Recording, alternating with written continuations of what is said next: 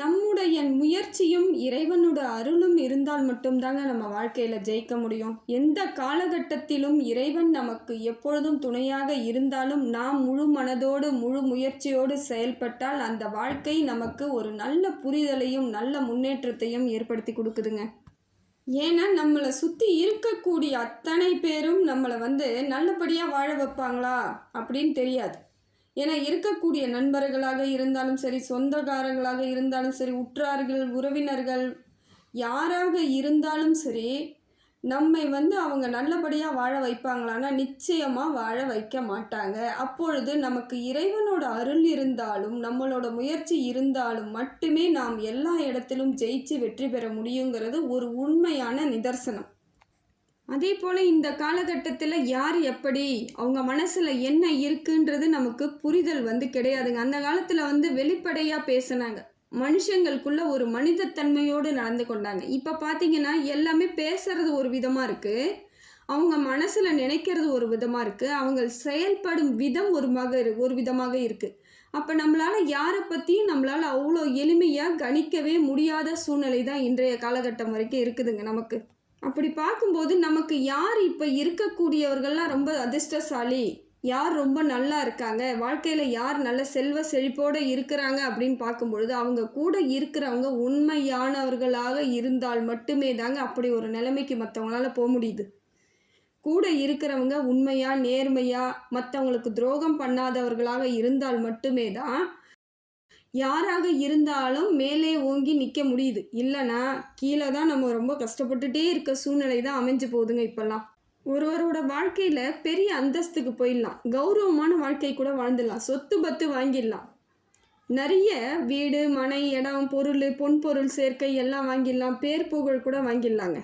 ஆனால் நல்ல உறவினர்களையும் நல்ல உறவுகளையும் நல்ல நண்பர்களையும் வாங்கிறது ரொம்ப கஷ்டமான காலகட்டத்தில் தான் இருக்கும். அப்படிப்பட்ட உறவுகள் நல்ல விதமாக அமைஞ்சு நண்பர்கள் நல்ல விதமாக அமைஞ்சதுன்னா அவங்க தாங்க கோடீஸ்வரன், அவங்க தாங்க பாக்கியசாலி. எவ்வளவு பொன் பொருள் சேர்க்கை இருந்தாலும் சரி, எவ்வளவு இடம் பொருள் வாகனங்கள் இருந்தாலும் சரி, எத்தனை பேர் புகழ் இருந்தாலும் சரி, கூட இருக்கிறவங்க நமக்கு நல்ல விதமான ஆட்கள் கிடைத்தால் மட்டும்தான் நாம் பெரிய கோடீஸ்வரங்களாக இருக்கிறோன்னு அர்த்தம். மனதளவில் நாம் நிம்மதியாக இருக்கிறோன்னு அர்த்தம்.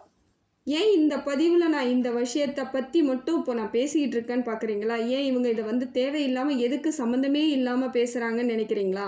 இதை ஏன் இந்த பதிவில் நான் இப்போ சொல்கிறேன்னு பார்த்தீங்கன்னா, இந்த பதிவில் நான் சொல்ல போகிற ராசிக்காரர்கள் யாருன்னு பார்த்தீங்கன்னா தனுசு ராசி. தனுசு ராசிக்காரர்களுக்காகத்தான் இந்த பதிவில் நான் முதல்ல சொன்ன விஷயங்கள் எல்லாமே அப்படித்தான்.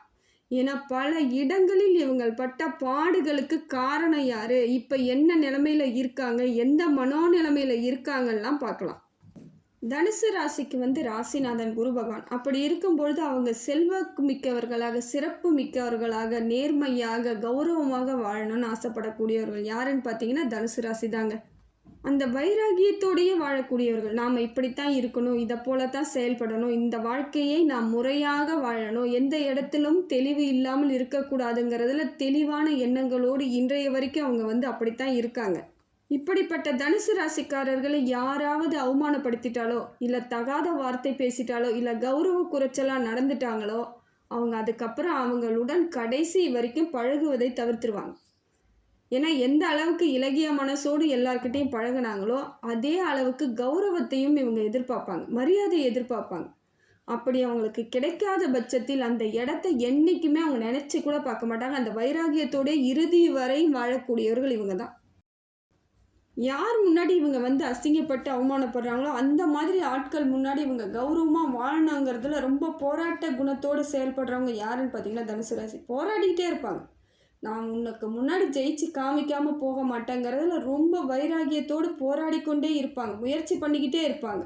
அதுவே சில இடங்களில் வேகமாக செயல்படணுன்றதுக்காக கொஞ்சம் வேகமாக எல்லாம் செஞ்சிருவாங்க. அவசர முடிவுகளை எடுத்தது, அவசரமான பல உறவுகளை சேர்த்துக்கினது, அவசரமாக நிறைய நண்பர்களை சேர்த்துக்கிட்டது, நிறைய இடத்துல இவங்களுக்கே தெரியாமல் சில இடங்களில் மற்றவங்களுக்கு வாக்குறுதி கொடுத்தது, பணம் விஷயத்தில் எந்த விதத்திலும் இவங்க எதுலேயுமே ஈடுபாடு இல்லாமல் பணத்தை எல்லாருக்கும் அவங்க யார் எப்படி அவங்க எதை மாதிரியான ஆட்கள்லாம் தெரியாமல் சில இடங்களில் பணத்தை தூக்கி விரைச்சது, எவ்வளவோ செஞ்சு இன்றைக்கி இந்த இடத்துல இவங்க கஷ்டப்படுறதுக்கு காரணம் இதுதான்.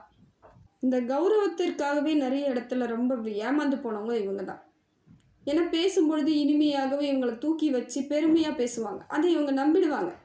ஏன்னா எல்லா இடத்துலையும் வில்லங்கமாகவே இருக்கக்கூடியவர்களுக்கு தான் யார் எப்படி பேசுகிறாங்கன்னு தெரியும். இவங்களுக்கு அது தெரியாது. முகத்துக்கு முன்னாடி என்ன பேசுகிறாங்களோ அதை மட்டும் இவங்க எடுத்துக்கிட்டு அதனாலேயே மற்றவங்களுக்கு உதவி பண்ணுறதா நினச்சிக்கிட்டு இன்றைக்கி வாழ்வாதாரமே இல்லாமல் இருக்கக்கூடியவர்கள் யாருன்னு பார்த்தீங்கன்னா தனுசு ராசி தாங்க. இப்படிப்பட்ட தனுசு ராசிக்கு குரு பகவான் ராசிநாதன் முழுமையாக குரு பகவான் இவங்களுக்கு இருக்கிறதுனால இவங்க எப்படி இருப்பாங்கன்னு பார்த்தீங்கன்னா, இவங்க செய்யக்கூடிய வேலைகள் எல்லாம் சிறப்பான வேலைகளாக தாங்க இருக்கும். கல்வி, புத்தகம், புத்தக வியாபாரம், ஹோட்டல்ஸு, அதே போல் பேராசிரியர்கள், அதே போல் வக்கீல், லாயர்ஸ் அதிகமாக இருப்பாங்க. அதே போல் ஜட்ஜ்மெண்ட் பண்ணுறதுல இவங்கள மாதிரி ஒரு ஆட்கள் இருக்க முடியாது. நேர்மைக்கு சொந்தக்காரர்கள். அதனால் நிறைய ஜட்ஜுகளாக இருப்பாங்க. இப்படிப்பட்ட வேலை செய்யக்கூடியவர்களாக தாங்க இருப்பாங்க. ஏன்னா தனுசு ராசிக்காரர்களுடைய சுய ஜாதகத்தில் எதை மாதிரி அமைப்பு இருக்குதுன்னு நீங்கள் பார்த்துக்கணும். ஆனால் இது பொது பலனில் பார்க்கும் பொழுது இப்படிப்பட்ட பணிகளைத்தான் அவர்கள் மேற்கொள்வாங்க. அதே போல் தனுசு ராசிக்காரர்களுக்கு பொறுப்புகள் எப்பொழுது அதிகரிக்குதுன்னு பார்க்குறீங்களா? 30 வயது, 25லிருந்து 30 வயதிற்குள் பெரிய பாரங்களை சுமக்க வேண்டிய இடத்துக்கு வந்துடுவாங்க. அதற்கு மேல் எப்பொழுதுமே பாரங்கள் இருந்துக்கிட்டே தான் இருக்கும்.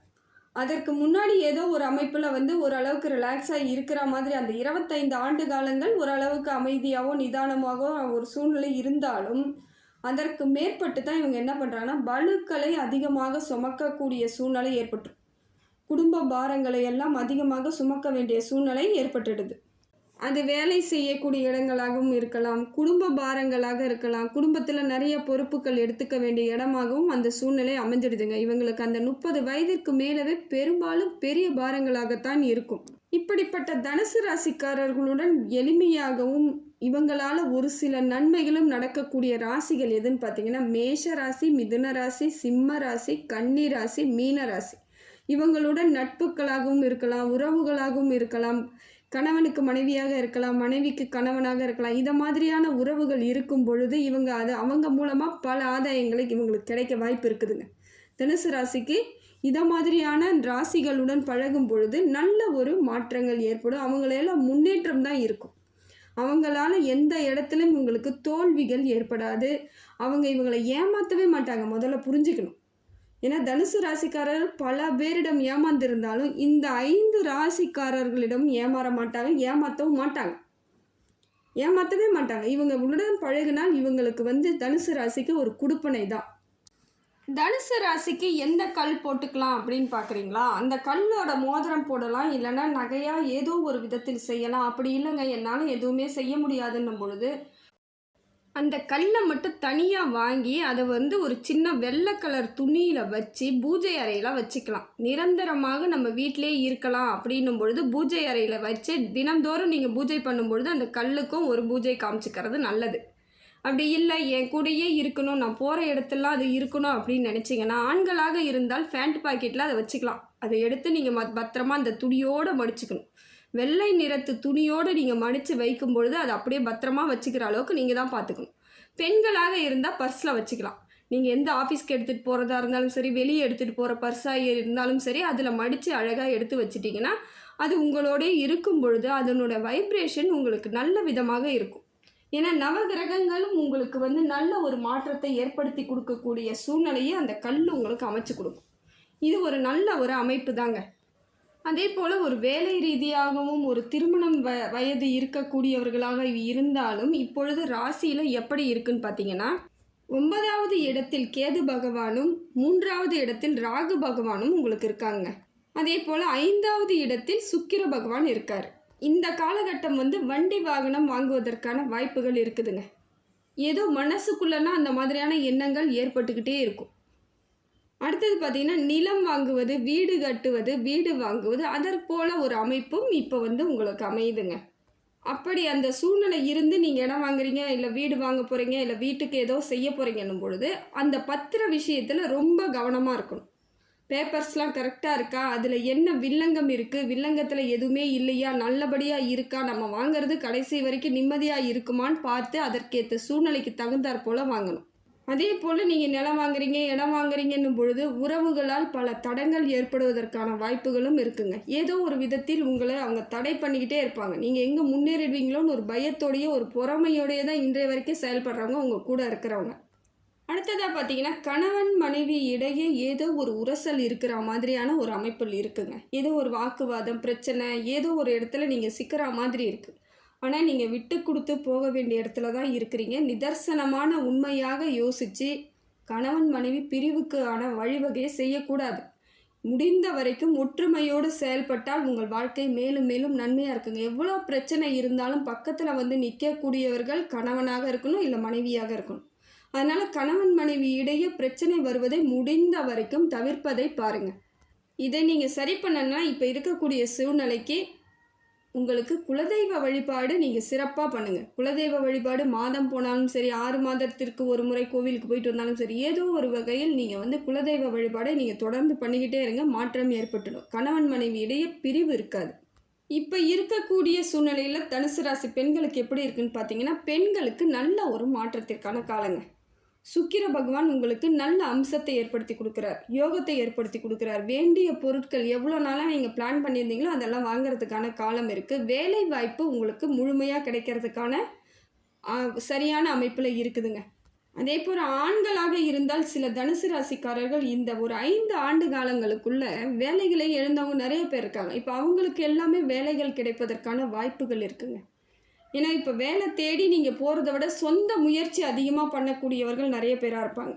சொந்த தொழிலுக்கு மாறி இருப்பாங்க. முதல்ல வேலை எங்கேயாவது செஞ்சிட்டு இருந்தவங்க கூட இப்போ என்ன பண்ணுவாங்க, வேறு வழி இல்லாமல் வேலையை விட்டு வந்திருக்கலாம். ஏதோ ஒரு சூழ்நிலையில் வேலையிலேருந்து நீங்கள் வந்திருந்தாலும் இப்போ அந்த வேலையை உருவாக்கும் அமைப்பு உங்களுக்கு வந்து சேருதுங்க. ஒரு நல்ல ஒரு இந்த மாதிரியான மாற்றத்திற்கு தான். யாருக்கும் அடிமை தொழில் செய்கிறதுக்கு உங்களுக்கு பிடிக்காது. இன்னொருத்தவங்க கிட்ட போய் நான் வேலை செய்கிறதுக்கு நான் ஏதோ என்னால் முடிஞ்சதை செஞ்சு என் குடும்பத்தை காப்பாற்றிக்கிறேன்ற எண்ணம் தான் பெரும்பாலான தனுசு ராசிக்கு இருக்கும். இது இவங்களோட இயல்பான ஒன்று தாங்க. அதே போல் இப்போ இருக்கக்கூடிய சூழ்நிலையில் நீங்கள் வந்து ஏதோ வேலையெல்லாம் இவ்வளோ நாளாக காரியங்கள்லாம் தடைகளாக இருந்தாலும் இப்போ வந்து காரிய சித்தி உண்டாகும். உங்களுக்கு காரியங்கள் எந்த வேலை எடுத்தாலும் அதற்கான முழு முயற்சி செய்தால் மட்டும் போதும், வெற்றி அடைவதற்கான வாய்ப்புகள் இருக்குது. அப்படி ஏதோ காரியங்கள் ஆயிட்டிருக்கு, என்னால் முழுமையாக முடிக்க முடியல, இல்லை காரியமே செய்ய ஆரம்பிக்கவே முடியல, எந்த வேலைகளும் நான் தொடங்க முடியாமல் தவிக்கிறேன் அப்படின்றவங்க சுவாமி மலைக்கு போயிட்டு வரலாம். திருச்செந்தூர் முருகன் கோவிலுக்கு போயிட்டு வரலாம். இந்த 2 கோவிலில் ஏதோ ஒரு கோவில்களுக்கு நீங்கள் போயிட்டு வந்தீங்கன்னா பல மாற்றங்கள் ஏற்பட்டுடும். உங்களுக்கான முக்கியமான சில பிரச்சனைகள்லாம் தன்னால் விலகிடும். ஏன்னா தடைகளை எல்லாம் தவிடுபொடி ஆக்கக்கூடியவர் முருகப்பெருமான். அந்த முருகப்பெருமான் கையில் வந்து உங்கள் பிரச்சனையை ஒப்படைச்சிட்டு வாங்க. அவர் சரியான பிரச்சனைகளுக்கு வழிவகை ஏற்படுத்தி உங்கள் வாழ்க்கையை மேலும் மேலும் நல்ல ஒரு முன்னேற்றத்திற்கான வழிவகையை செய்வார். அதே போல் நீங்கள் வந்து நெல்லிக்காய் வாங்கிக்கிட்டு வெள்ளிக்கிழமை அம்மன் கோவில், ஏதோ ஒரு அம்மன் கோவிலுக்கு போகலாம், இல்லை பெருமாள் கோவிலுக்கு போயிட்டு பெருமாள் தாயாரம்மா சன்னதியில் அந்த ஐயர்கிட்ட கொடுத்து பாதத்தில் வச்சு வாங்கிட்டு வாங்க. நீங்கள் வேறு ஒன்றுமே செய்ய வேணாம். ஒரு 2 நெல்லிக்காய், பெரிய நெல்லிக்காய் வாங்கிட்டு போயிட்டு அதை தொடர்ந்து வெள்ளிக்கிழமை செஞ்சுக்கிட்டே வாங்க. இது உங்களுக்கு பல மாற்றங்களை ஏற்படுத்தி கொடுக்கும். பாதத்தில் எடுத்துகிட்டு போயிட்டு அதை வச்சுட்டு ஐயர்கிட்ட கொடுத்தீங்கன்னா அவர் வச்சு தருவார்.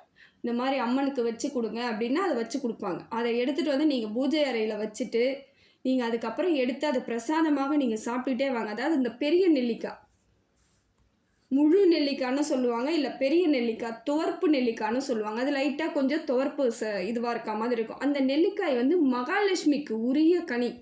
அதை நீங்கள் தொடர்ந்து எடுத்துகிட்டு போயிட்டு வெள்ளிக்கிழமையில் வச்சுட்டு நீங்கள் எடுத்துகிட்டு வந்தீங்கன்னா இந்த பெரிய பிரச்சனைகள் எதுவுமே உங்களுக்கு நெருங்காதுங்க. ஏன்னா கடன் பிரச்சனை தீர்றதுக்கான வழிவகையை உங்களுக்கு மகாலட்சுமி செஞ்சுருவாங்க. கடன் ஏற்படாமல் பார்த்துக்குவாங்க.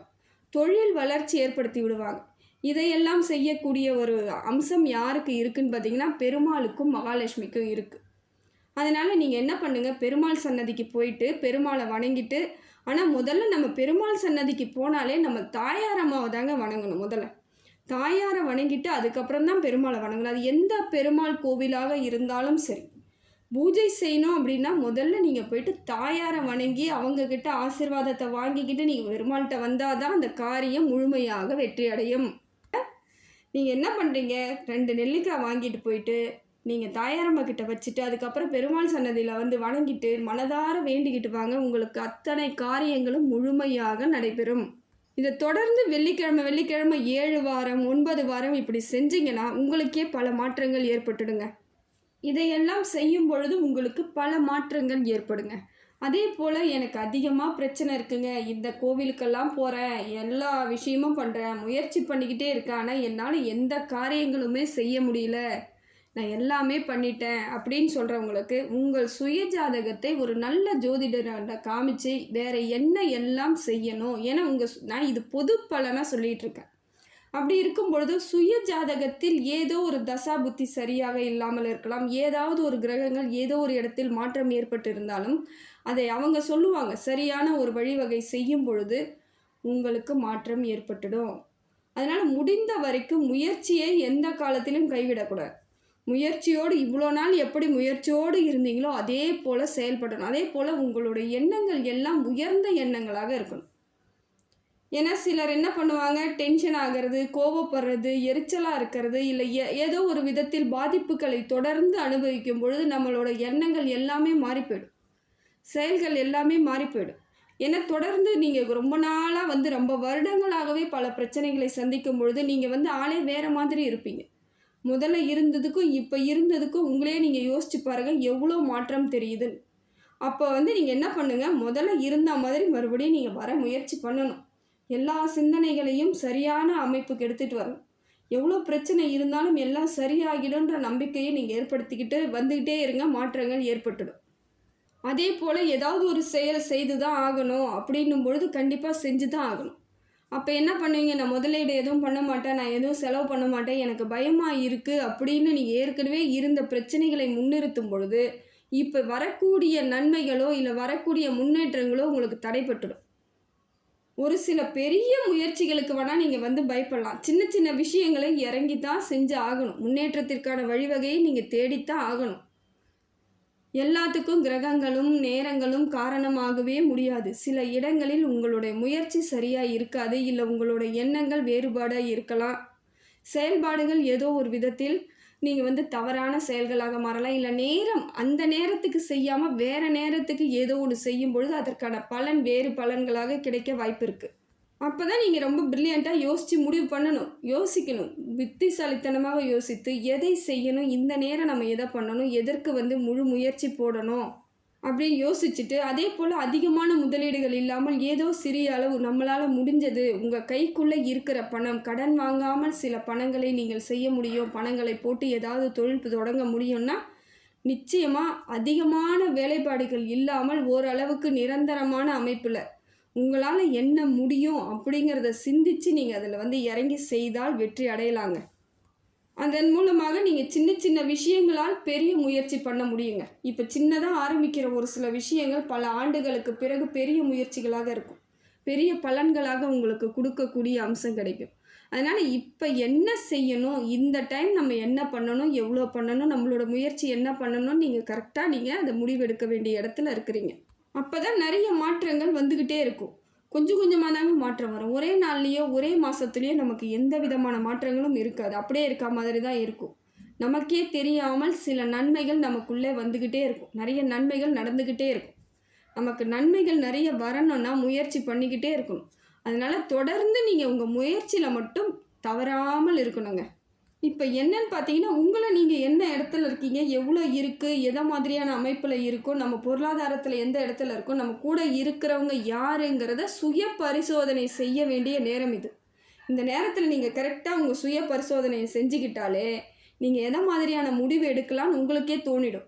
அதே போல் எந்த வேலை செய்யலாம், எந்த வேலை செய்தால் நமக்கான மாற்றங்கள் கிடைக்குன்ற அளவுக்கு உங்களுக்கு சரியான அமைப்பு ஏற்பட்டுடும். அதனால் இனி வரக்கூடிய காலங்களில் உங்களுக்கு மாறுதல் ஏற்படணும்னா இந்த காலகட்டத்தை நீங்கள் தவறாமல் சரியாக பயன்படுத்த வேண்டிய இடத்துல தான் இருக்கிறீங்க. அதே போல் நினச்சிக்கிறீங்க, ஏன்னா நீங்கள் இவ்வளோ தூரம் கடந்து வந்த காலங்கள் எல்லாம் ரொம்ப கடினமான காலம், அதனால் எனக்கு இனிமேல் எந்தவித நல்லதும் நடக்காது, அவ்வளோதான், என் வாழ்க்கை முடிஞ்சு போச்சு அப்படிங்கிற எண்ணத்தையே திருப்பி திருப்பி ஏற்படுத்திக்கிறீங்க. நிச்சயமாக ஒரு குறிப்பிட்ட காலங்கள் கஷ்டம் இருந்தாலும் பல குறிப்பிட்ட காலங்கள் உங்களுக்கு நன்மையாக தான் நடக்கும். அந்த புரிதல் உங்களுக்கு வரும்பொழுது தாங்க தெரியும். சில இடங்களில் படாத பாடுபட்டிருப்பாங்க, அந்த பாடுகள் எதுக்குன்னு பார்த்தீங்கன்னா, உங்கள் வாழ்க்கை பாடத்தை கற்றுக்கிறதுக்கு தான் நீங்கள் கஷ்டப்பட்டுருக்கீங்க. அது வலிக்கும் தான், கஷ்டம்தான் தெரியுது. எல்லாருக்கும் நடக்கிறதா அது. எல்லாருக்கும் எப்படிப்பட்டவர்களாக இருந்தாலும் மனித பிறவிகளாக இருக்கும் பொழுது ஒரு சில இடங்களில் நாம் பிரச்சனையை ஏற்படுத்திக்க வேண்டிய சூழ்நிலை அமைஞ்சிடுது. அதனால் இப்போ வரக்கூடிய காலங்கள் உங்களுக்கு நல்ல காலமாக தான் இருக்குது. அதில் நீங்கள் தான் மறுபடியும் முயற்சி பண்ண ஆரம்பிக்கணும். அதே போல் அந்த எண்ணங்களும் நல்ல எண்ணங்களாக வரணும். என்னால் முடியும், இந்த ஒரு பிரச்சனை இல்லை, இனி வரக்கூடிய காலங்கள் என் காலம்ன்ற ஒரு நம்பிக்கையோடு நீங்கள் செயல்பட வேண்டிய இடம் இதுதான். ஏன்னா நிறைய நன்மைகளை செய்யக்கூடியவர்கள் நீங்கள் தான். அதனால தான் நான் திருப்பி திருப்பி சொல்கிறேன், தனுசு ராசிக்காரர்கள் சாதாரண ஆட்களே கிடையாதுங்க. எத்தனையோ இடங்களில் நிறைய நன்மைகளுக்கு அவங்க தாங்க விதையாக இருந்திருக்காங்க.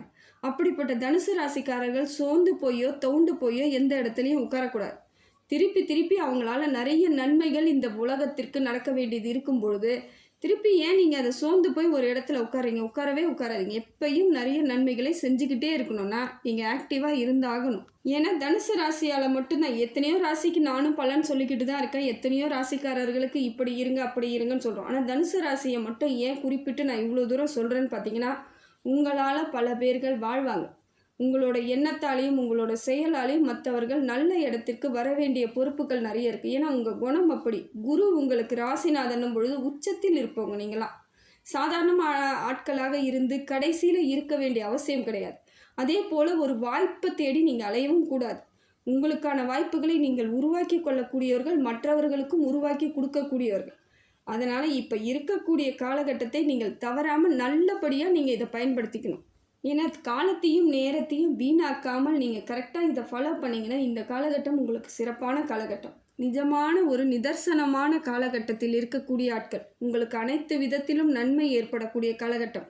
இதை நீங்கள் கரெக்டாக நீங்கள் நிர்ணயிச்சுக்கணும். இதை மட்டும் வீணாக்குனீங்கன்னா அதுக்கப்புறம் உங்களுக்கு திருப்பி இந்த காலகட்டம் கிடைக்காமலே போயிடும். முடிந்த வரைக்கும் நமக்கு கையில் கிடைக்கிறத கரெக்டாக எடுத்துகிட்டு போகிற ஆட்கள் யாருன்னு பார்த்தீங்கன்னா தனுசு ராசி. இருந்தாலும் பிரச்சனைகளால் அதிலிருந்து நீங்கள் வெளியே வந்திருக்கலாம். மறுபடியும் உங்களுடைய சுயரூபம் என்ன, உங்கள் சுய குணம் என்ன, நீங்கள் யாருங்கிறத உணர்தலோடு புரிஞ்சுக்கிட்டிங்கன்னா இந்த காலகட்டத்தை நீங்கள் தவறாமல் பயன்படுத்திக்கிட்டிங்கன்னா வாழ்க்கையில் ஏற்கனவே இருந்ததை விட பல மடங்கு மாற்றம் ஏற்படுங்க. இறைவன் அருளால் எல்லா விதத்திலும் உங்களுக்கு நல்ல மாற்றங்கள் இருக்குது, நல்ல முன்னேற்றங்கள் இருக்குது.